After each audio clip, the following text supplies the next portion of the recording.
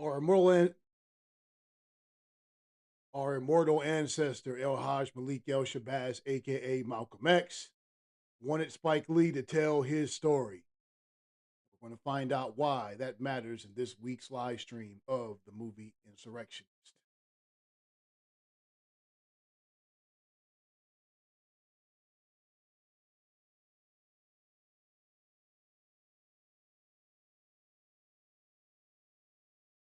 We're experiencing some technical difficulties here. You have to excuse me for a minute. Sometimes it happens, not often, but sometimes it does.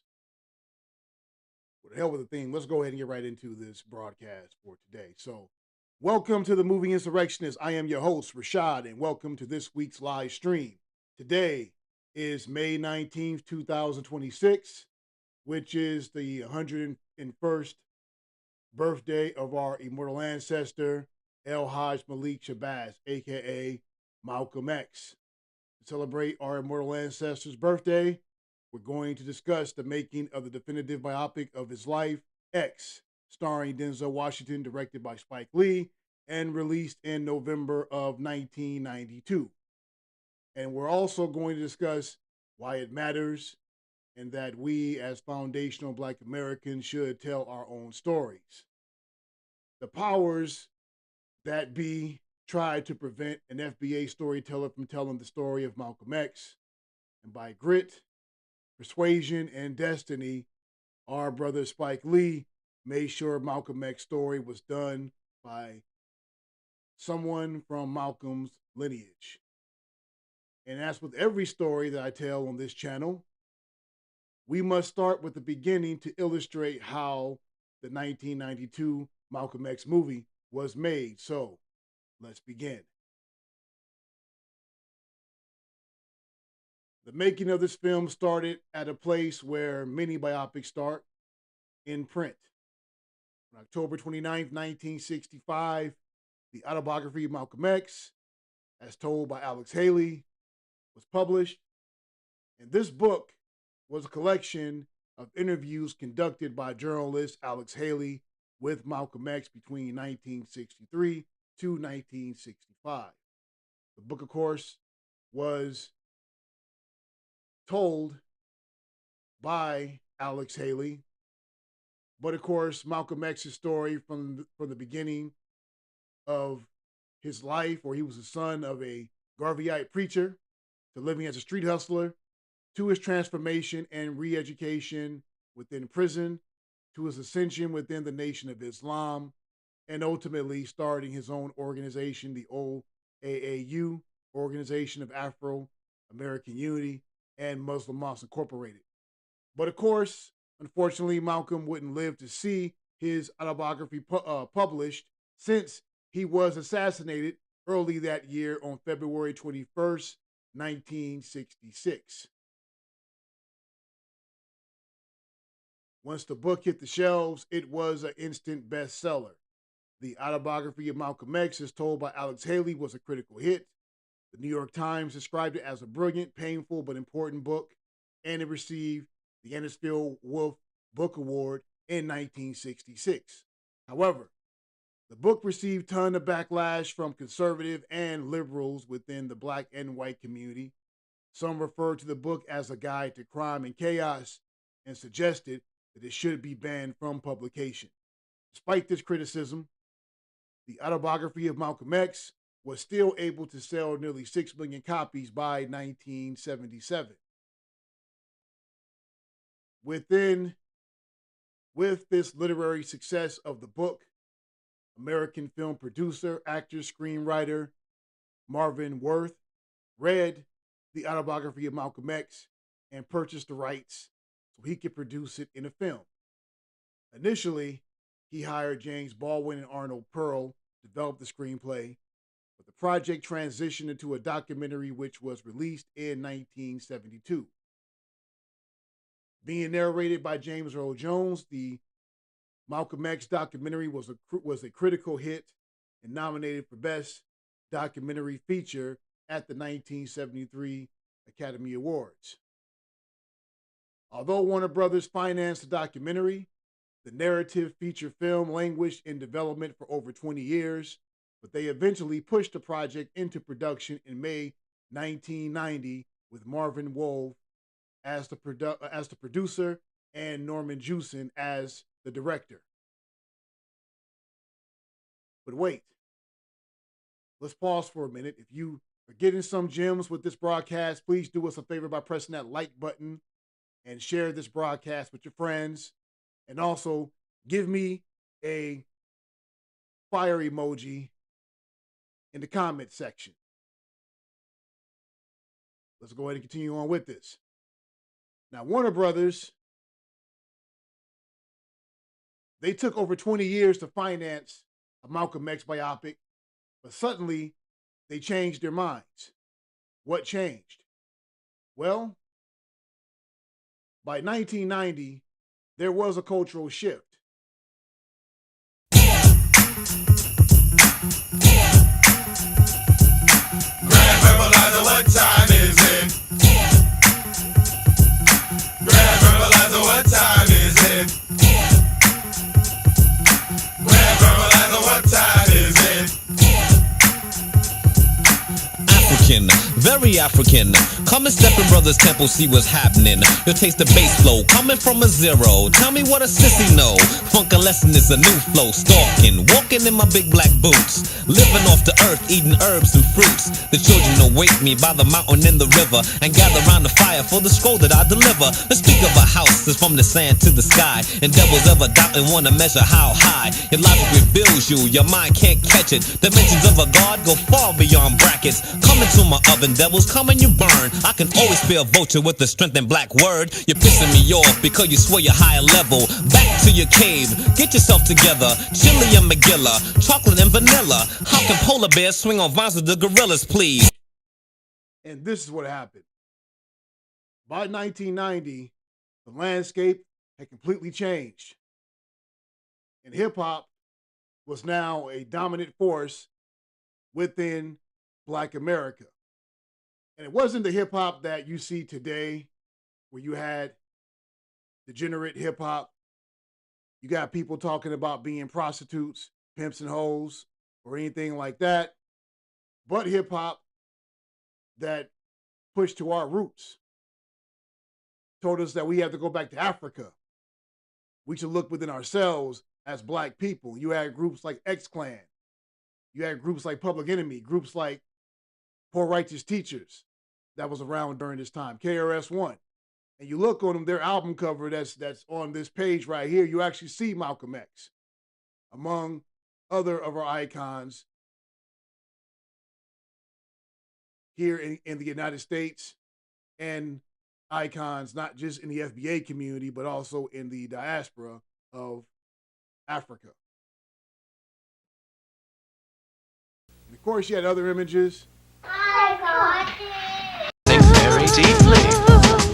4 seconds, a teacher. Boogie Down Productions. And I'm going to forward this. I'm not going to show the whole thing. It's a part in here I want you guys to actually see. This is the song My Philosophy from Boogie Down Productions. Here's the part right here.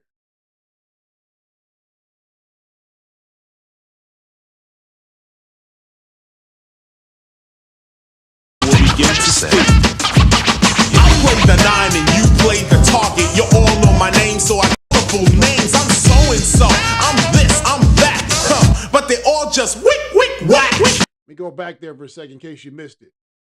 This is what this was what was popular among Black people during this time. This kind of music here. And you see in the background the iconic picture of Malcolm X. Him looking in the window, dressed in his suit and tie, his glasses, and of course, he's got his AK-47 ready to go to war with whoever it is he needs to go to war with. This was my introduction to Malcolm X. And this was back in 1987, I believe, when this song came out, 1987. That was years before the Malcolm X movie. So you had groups like X-Clan, you had groups like BDP, led by KRS-One, a certified hip-hop icon, and the introduction to Malcolm X to a whole new generation of people, myself included. I was a little kid when this came out, but that was the first time I saw Malcolm X. When I saw this video, my antennas went up. I wanted to know, who is that guy?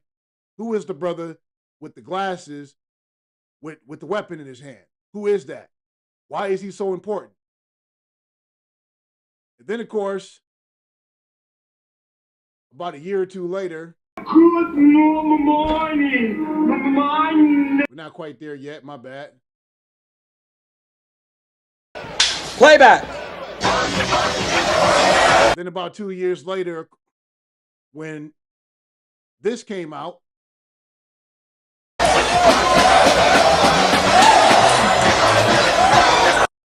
I saw the picture of Malcolm X once again. But this time, it was in a Public Enemy video.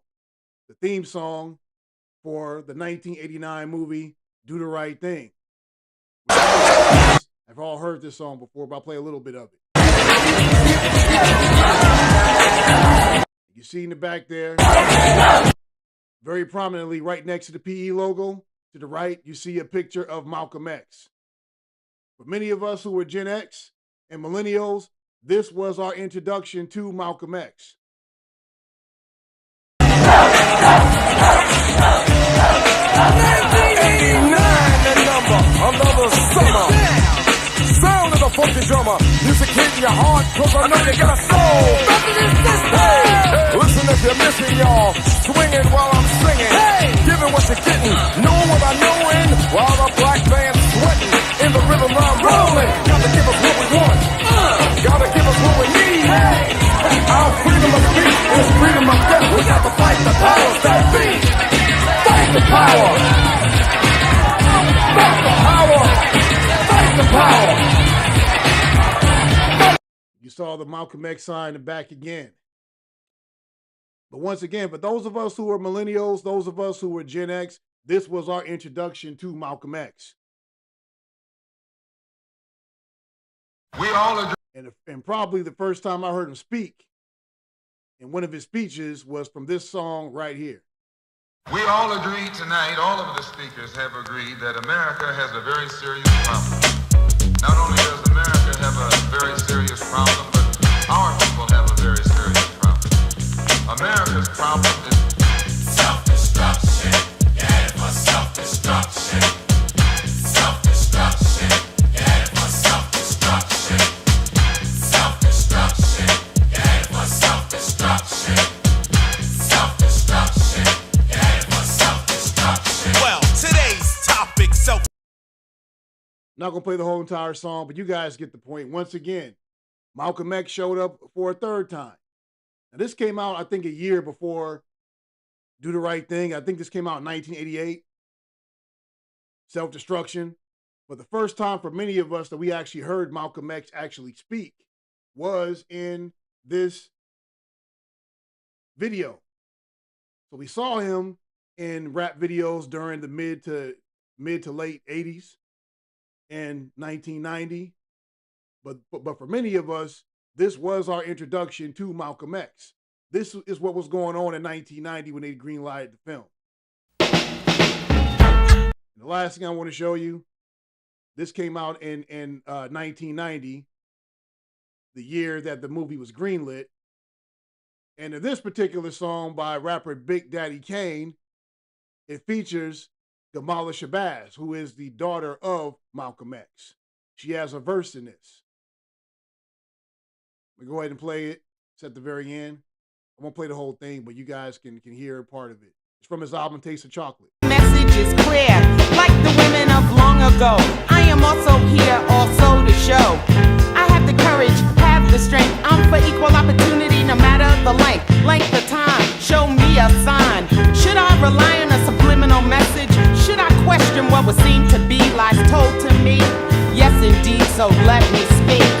And that's coming from the daughter of Malcolm X. So black women, put it in your text so you can never let opportunity pass you by, or even ask yourself, who am I?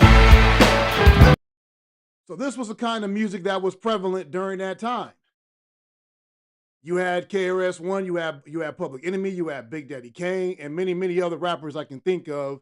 This is what they were talking about. So the reason why Warner Brothers greenlit it back in 1990 is because you had a whole new generation of people that were making Malcolm X mainstream. They're making Malcolm X a part of the culture. Malcolm X wasn't a dirty word that many people of the baby boomer generation tried to make him out to be, the conservatives and liberals, but someone that we looked at as a hero, that we respected, that we liked. And you even had rappers like Big Daddy Kane that put his seed in his song. So this is what was going on in 1990. And this is why 1990 was no coincidence that Warner Brothers decided to greenlight Malcolm X. So the music of this era dedicated itself to get black children like me in touch with our roots. And hip hop in its purest form is about the struggle of black people, specifically FBA people. And during the 80s, early 90s, iconography of Malcolm X, like shirts like this, became a prominent aspect of the culture. The rise of hip hop led to Warner Brothers greenlighting Malcolm X, the movie. But you got to ask yourself this question. We talked about all these people involved, but how does this involve Spike Lee? Well, by 1990, there was a renaissance in black filmmaking. In my review of She's Gotta Have It, which you should watch, and if you haven't done so already, what in the hell is wrong with you? I do discuss how this movie led to a black movie renaissance after the blaxploitation era ended in the late 1970s. From Spike Lee's debut film, She's Gotta Have It, Malcolm X was a prominent theme in his work. And if you don't believe me, go back and watch the movie. There's a scene in She's Gotta Have It. I couldn't find an actual footage of it, but I did find a still footage in terms of what was actually said. There's a scene in it where Morris Blackman, played by Spike Lee, is talking to Nola Darling, who's the protagonist in the film, and she talks about when her birthday is. My birthday is May 19th. Do you know what that is? Morris Blackman says, am I supposed to know? And she says, you're supposed to know. Why? It was Malcolm X's birthday. So from the very beginning, when Spike Lee put out She's Gotta Have It, although it is a romantic comedy, he was putting in gems in terms of honoring our immortal ancestor, Malcolm X, with this film, and She's Gotta Have It. And then, of course, a few years later, after he made School Days, which there is honoring Malcolm X in that as well, but probably his most prolific film, the one that most people know him for, this is how he honored Malcolm X.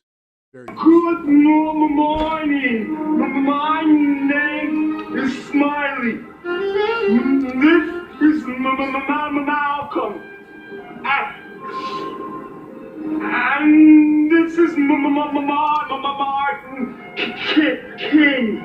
Now they're dead. But we still have to fight against apartheid. Good. Of course, apartheid was going on during that time.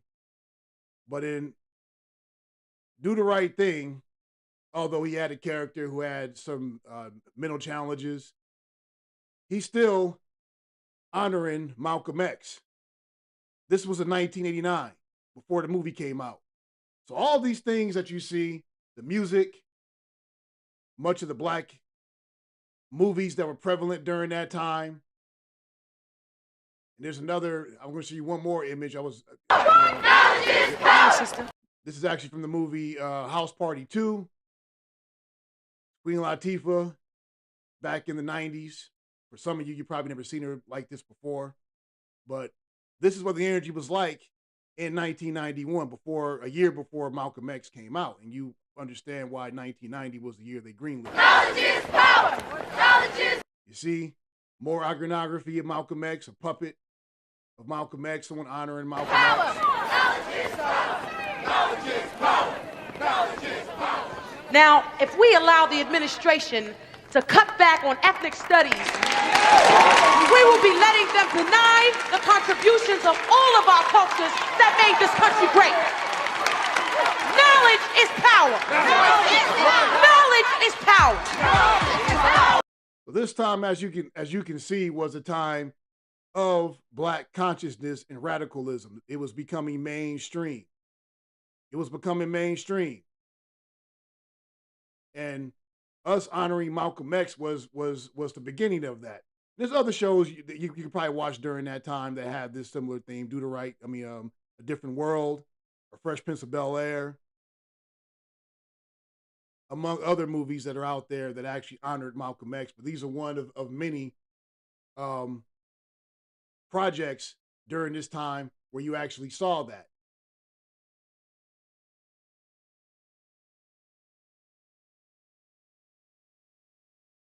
So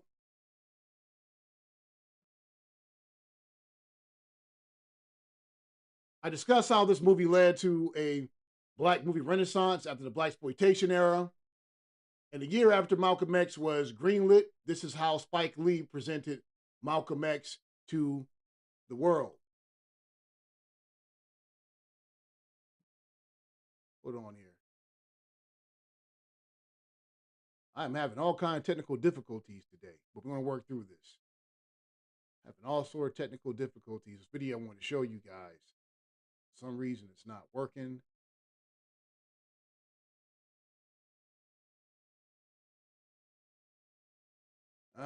Instagram video's not working. Instagram don't want me to teach you guys about Malcolm X. That's okay. We're gonna move on from that. So anyway, if you are enjoying this broadcast, please go ahead and press that like button, that subscribe button. Like, share, and subscribe to the movie Insurrectionist. Follow us on TikTok and X, Instagram, and also in the comment section, give us the fire emoji and the fist emoji to let me know that you guys are alive and you are feeling this broadcast as we continue on. Now, let's get back to it.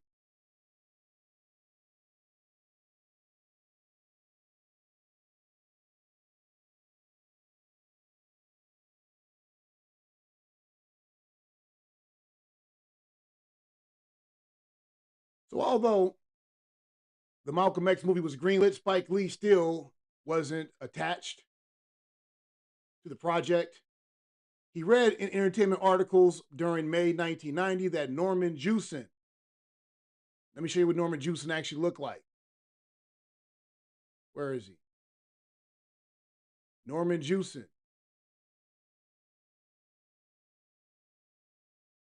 Norman Jewison, where is he?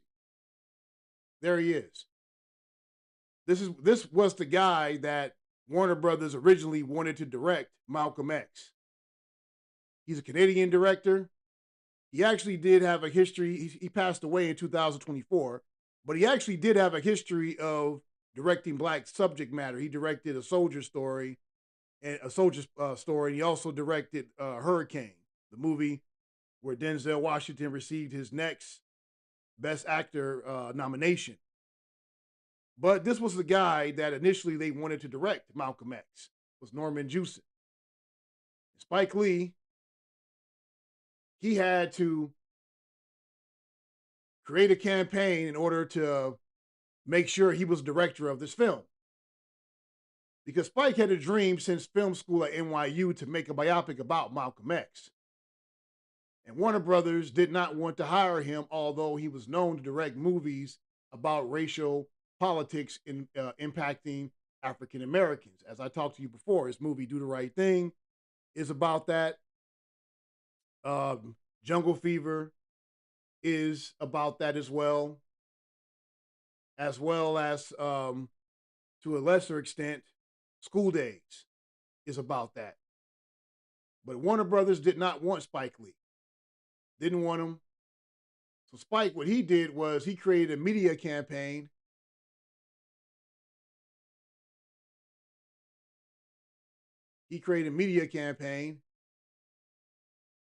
Where is it?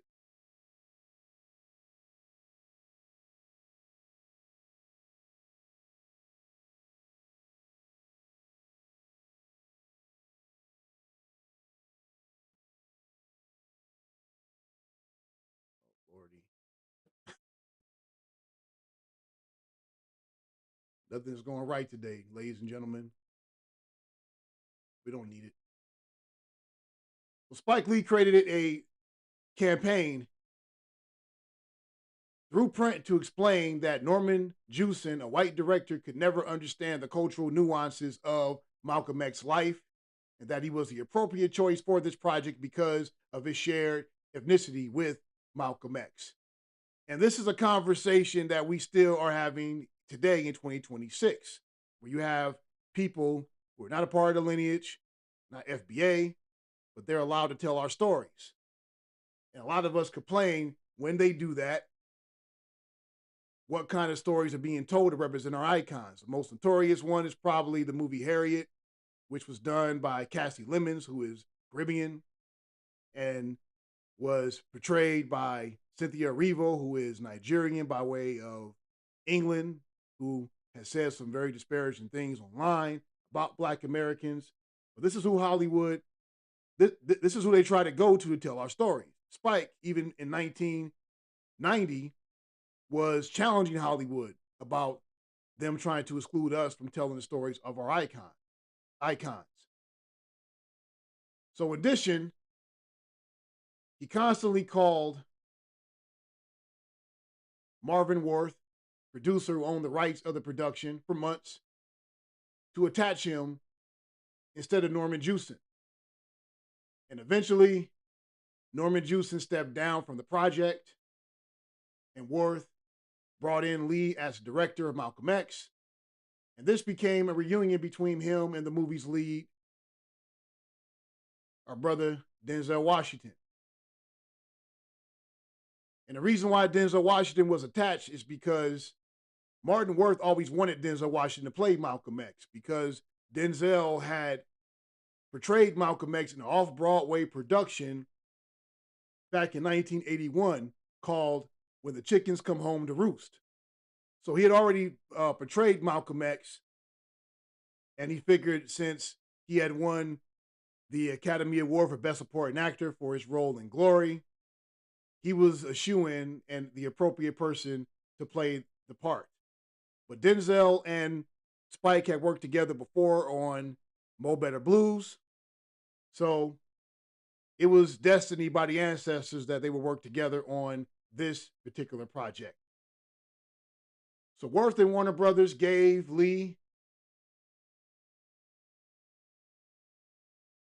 the script that James Baldwin and Arnold Perrill wrote back in 1972, but Lee, of course, made alterations for it to fit the story that he actually wanted to tell. He made it longer, and by March 1991, Spike was officially attached to direct Malcolm X. However, there were still all sorts of problems with him doing this. One problem had nothing to do with the production whatsoever, but it was a cultural problem and a civil war in Black society between Spike Lee and another artist, this man here, writer activist Amiri Baraka, who was vehemently against him telling Malcolm X's story. And just a side note, if any of you guys know about James Smalls made a comment about Spike Lee directing Malcolm X, and it makes sense now because James Small is linked in the same crowd with people like Amiri Baraka, who was a Pan-Africanist, and he also was a Afrocentric scholar from the 1970s and 60s. And he was vehemently against Spike Lee telling the Malcolm X story. Because in the past, Baraka had criticized Lee in some of his film reviews, and he had said that Lee's work was cartoonish, and he even labeled Lee as a, quote, petite bourgeois Negro that sold out to Hollywood commercialism, unquote.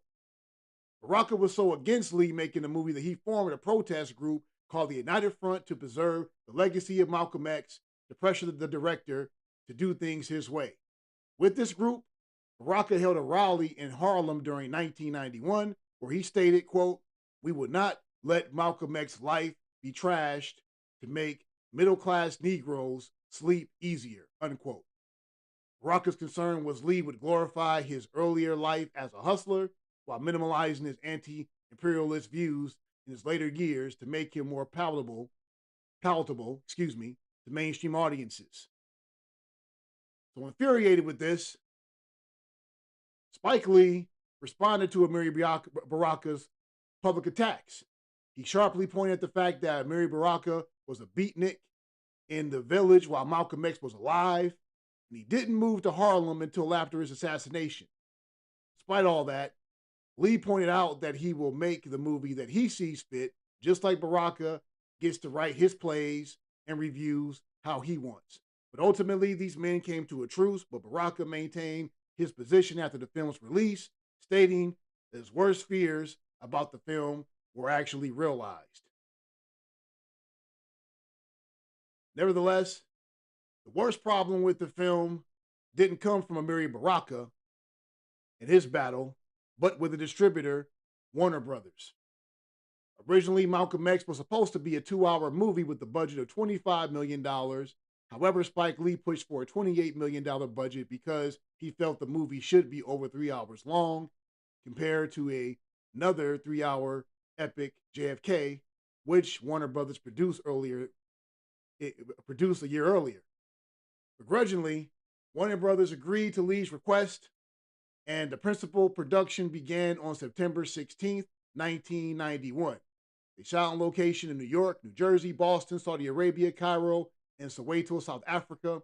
Lee speaks about how Warner Brothers challenged his location choices and even requested him to shoot the Saudi Arabian scenes at the New Jersey shores.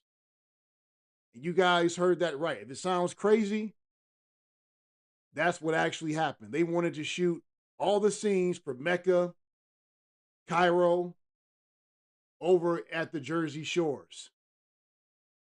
The same place where Snooki used to get into it with all of her friends on the Jersey Shore television program. That's where they wanted to shoot it. Spike, as scrappy as he is, he fought them tooth and nail, and eventually he got exactly what he needed to make the movie. But unfortunately, during post-production in spring of 1992, Lee ran out of money. Since the movie climbed up $5 million over budget, the completion bond company stepped in and assumed total financial control and demanded that Lee cut the cost of the film. Warner Brothers, at that point, also demanded that Lee cut the movie to a 2-hour and 15-minute film, which is what they originally wanted. Lee insisted that this project had to be 3+ hours long, and he wouldn't budge. And as a result, the bonding company shut down the production even after Lee contributed $2 million of his own director's salary into the budget, and unfortunately, he had nothing left to pay his staff. So, according to movie lore, Spike Lee reached out to several black celebrities to assist with the funding of this project. This list included Michael Jordan, Oprah Winfrey, Magic Johnson, Janet Jackson, Bill Cosby, and Tracy Chapman. With their money, Lee was able to rehire his staff, keep the length of the film to 3 hours and 22 minutes, and he renegotiated distribution terms with Warner Brothers now that they had new backers. And Malcolm X was completed. It was complete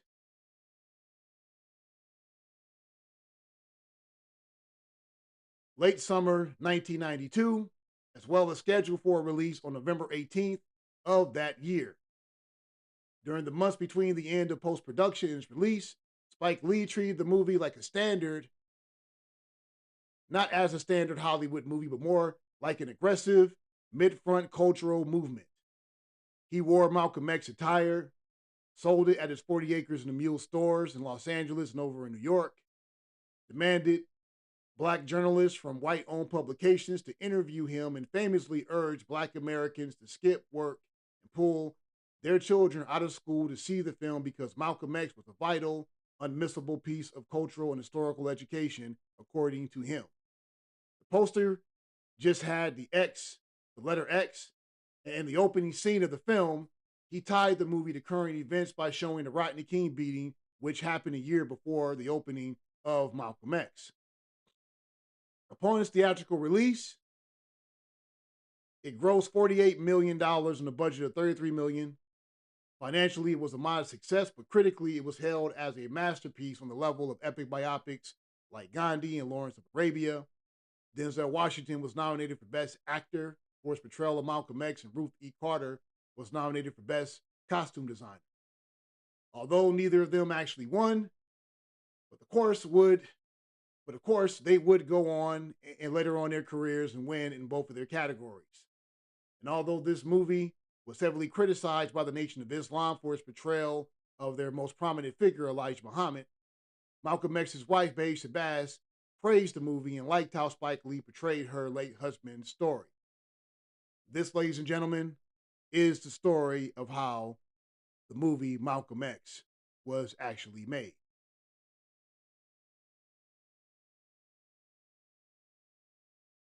Now we have to ask the question, why does this matter? Why does it matter who told our story? And why does it matter that our stories are told by people like us? Does it matter? So I'm going to allow people to call in. Give me a second. I'm going to allow each of you to call in. I'm going to put in the description in about 10 seconds a Zoom call. And those of you that actually would like to call in and discuss this, we can talk about this. Why is it important that we actually tell our own stories? Because Spike Lee understood that back in 1990. And we're still having this discussion today in 2026. In fact, Hollywood has intensified their assault on trying to keep us from telling our own stories.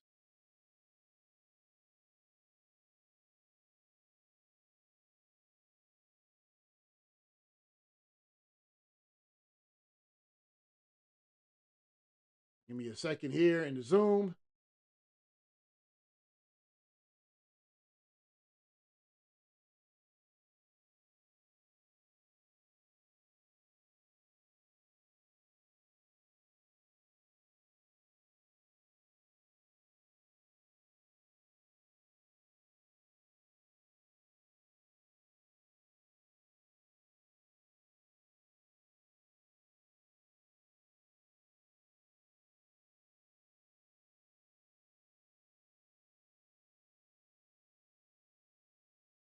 I'll put this in the description box.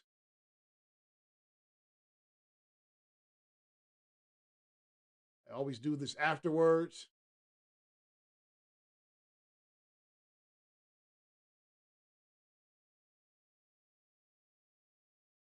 You should be able to call in if you want to call in, and we can discuss this matter. So why do you think it's important that we tell our own story? Spike Lee evidently thought it was important, although he faced tremendous backlash from Amir Baraka. I was actually I didn't know that until I researched this. Why do you think, for those of you who are listening, why it's important that we tell our own stories? And did it really matter if Spike Lee told this, Norman Jewison told it, Amir Baraka told it, or whoever told it? Why is it important that we tell our own stories? Please call in. We'll discuss this. This is the movie Insurrectionist.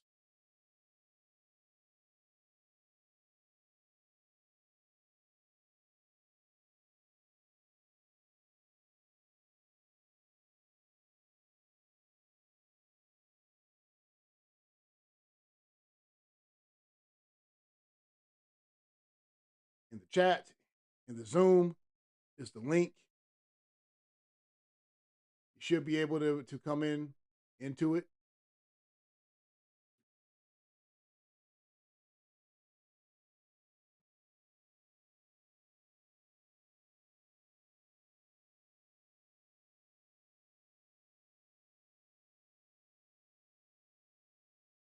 If we don't have anyone calling in, I may wrap this up. Broadcast. I would like to have some callers coming in on Malcolm X Day. We can talk about this. Let's see if anyone's going to call in.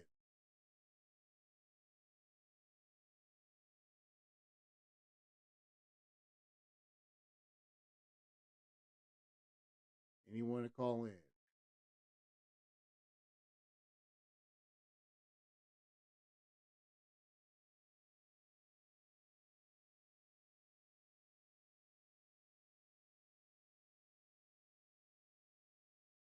Put the link in one more time.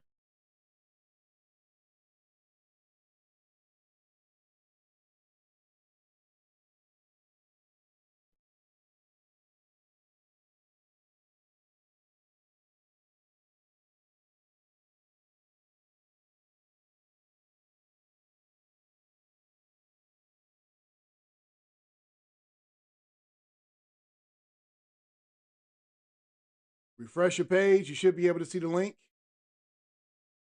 Let's see if we can get some callers in. Somebody to call in.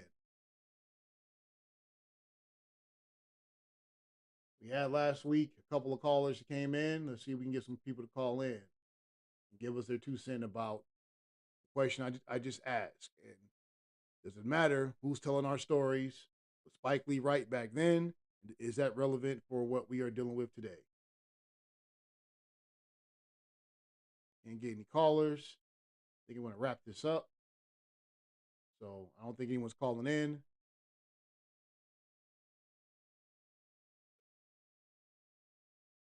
But since I'm not getting any callers, I want to go ahead and wrap this up. I want to thank all of you who tuned in for this week's edition of the Movie Insurrectionist. I am your host, Rashad. Please subscribe, like, share, and comment below. Follow us on Facebook, Instagram, TikTok, and X. And check out some of our videos. We have film reviews of other movies, and we also have shorts as well that discuss other films and other live streams that we do every single week on Tuesday night. I look forward to this. This includes our edition of Movie Insurrectionist. I want to thank everyone that called in. And remember, theatrical release will never be televised.